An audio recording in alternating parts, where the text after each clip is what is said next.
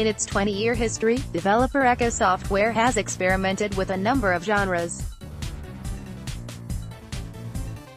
Its catalog of nearly 36 games includes endless runners, sports titles, top-down shooters, and puzzle platformers, and now the studio is once more trying something new with Warhammer, Chaosbane, its first loot-centric hack-and-slash game, set in the Warhammer fantasy universe.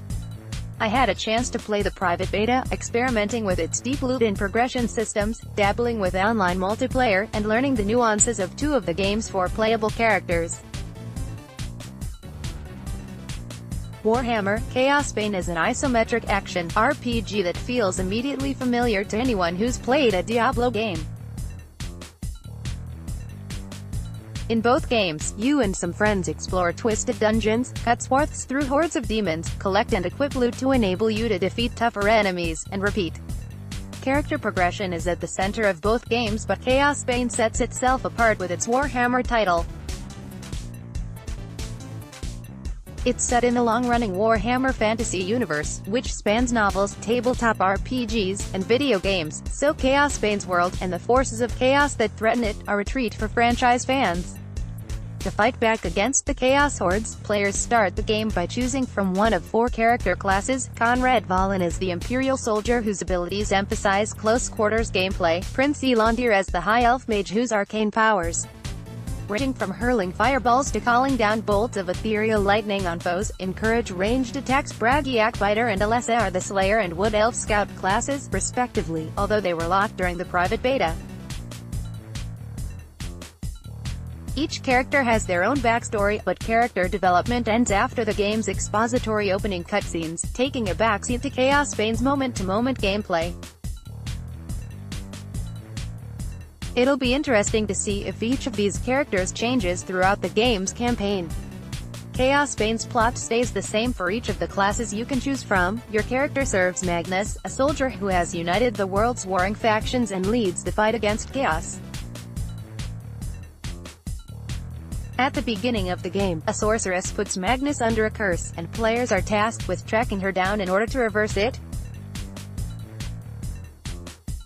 You complete the same missions regardless of which class you chose at the start, a design decision that supports the game's multiplayer. See sidebar.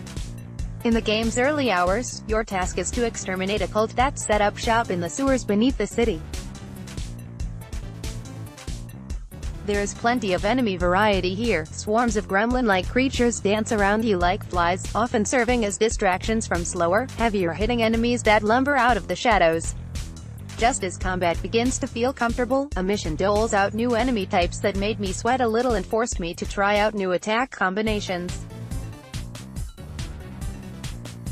Warhammer, Chaosbane is also a multiplayer game, giving players the option to play in local and online co-op with up to 4 players. The difficulty spikes during co-op sessions, with enemy health bars scaling to the number of players in the game. Loot seems to be fairly distributed during co-op sessions, items drop for all players, so you don't have to worry about someone stealing your hard-earned gear. There's incentive for playing online, too, as each additional player in the session boosts the amount of experience earned at the end of a quest. We tried jumping into online co-op during the private beta, but our first session ended abruptly when our random co-op partner lost connection, which froze our own game, forcing us to restart the dungeon. Subsequent attempts to join games with other players ended in failure. We enjoyed romping around the sewers with our online friend, so hopefully this is a feature that gets ironed out for launch. Harder enemies, like a large Cthulhu-inspired sewer monster that spits poison gunk at you, require dodging out of the line of fire. Without a designated dodge mechanic though, these enemies aren't as fun to encounter. With so many enemies on screen, it's easy to accidentally click a bad guy instead of an empty space, leading to a handful of deaths when I couldn't move out of harm's way. This is a minor grievance, but it occurred more frequently the longer I played, as the game pits you against increasingly larger hordes of enemies. While the plot and missions you embark on remain the same for each character, both classes I played had enough nuance in their skill trees that made starting over with a new character feel worthwhile. Prince Elondir, whose passive ability allows you to guide a ball of damage-dealing mana with your mouse, played very differently from Conrad Balin, who baits enemies into close quarters with an ability that increases damage within a certain radius around him.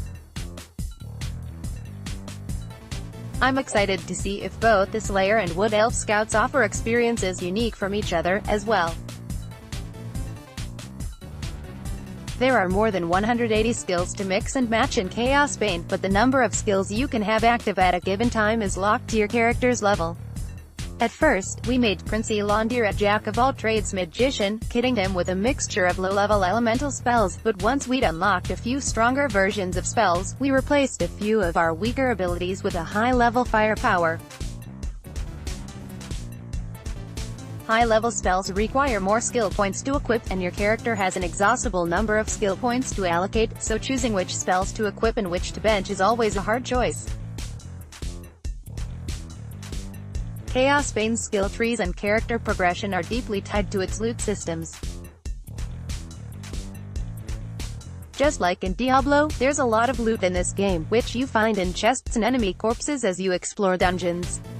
I expected to find item sets, which you typically expect from a loot-centric game, but I didn't come across any during my time in the beta. Each piece of gear does have its own unique attributes, though, like ability cooldown reduction and increased drop rate for high-quality gear, that offer a healthy variability and customization.